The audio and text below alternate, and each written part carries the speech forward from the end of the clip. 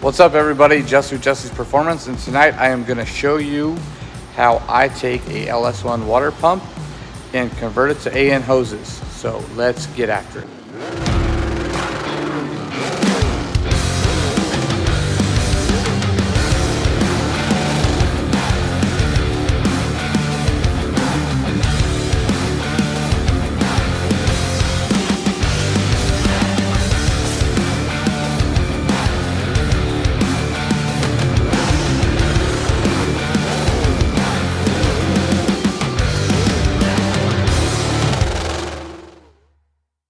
Going to use this 16, these two 10s, and this water pump right here.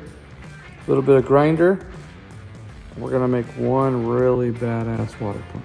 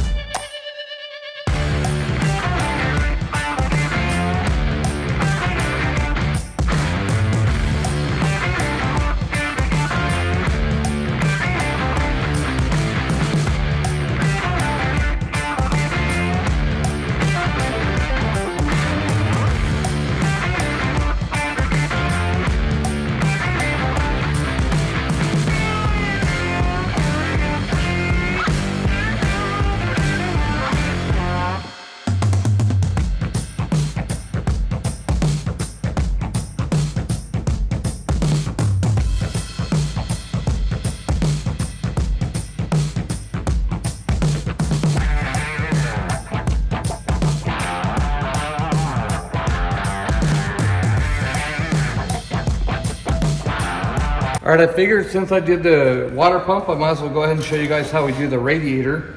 This is the radiator. It's a used unit of the Split Bumper Camaro. I am going to cut these outlets off. And on the top side, I'm gonna weld this 16 AN on here with the banjo. It's a cool little fitting. I think ARP made this here. And this is obviously a Vibrant piece because we love our people at Vibrant.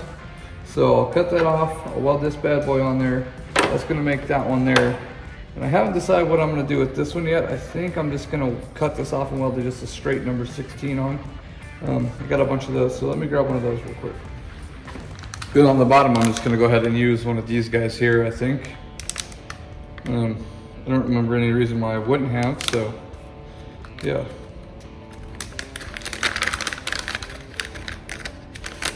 This is just a weld-on bung. We'll go replace this hose here. And, you know, on some street cars, guys say to run a 20, some guys say to run a 16. I've had good luck with running 16s. I'm gonna continue to run 16s. I think my Trans Am has 20s on it, but it has a huge radiator, like a massive radiator. So, I like the 16s on the smaller radiators because it slows the flow down and it gives the fans a chance to pull the air, the hot air out.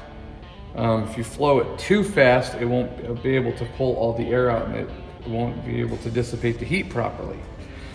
So yeah, so on this one here, I'm gonna go ahead and make it number 16s on both ends. Is a dual flow radiator, so it should be able to slow the water down, extract the heat out better, and keep this car really cool.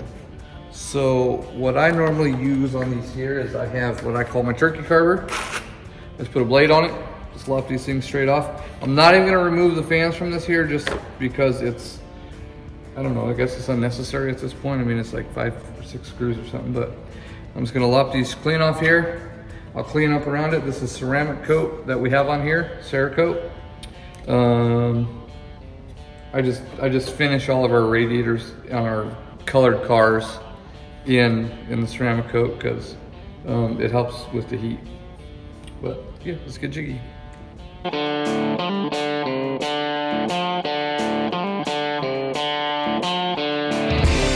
So not to worry, I know people are gonna be like, oh my gosh, he got the metal shavings in the radiator. Well, we're gonna wash it out, right? We're gonna thoroughly clean this because it is a used unit. We are rebuilding this car. We're not doing anything with the motor, but we're gonna completely flush this here because it's getting a whole new Gen 5 vintage air kit. So yeah, I'm not worried about a little bit of debris getting in there.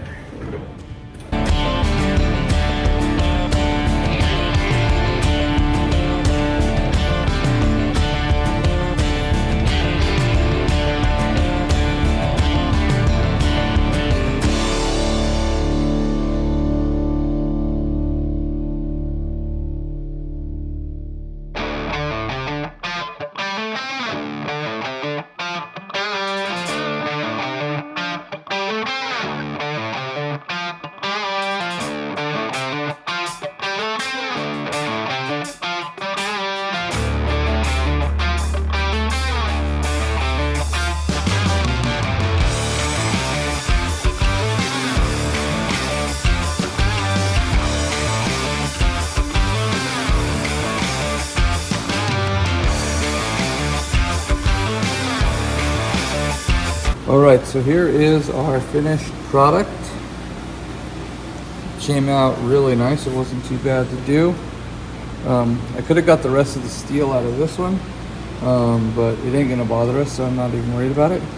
And then for the thermostat housing, we're actually just going to use an AN water neck. It's already comes black anodized.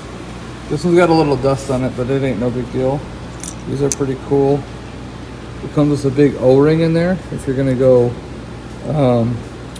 without a thermostat, or you can pull that O-ring out and put a LS2 style thermostat in there, and it'll go right in there. So that's what we're gonna do. This car's gonna run a thermostat, but yeah, there we go.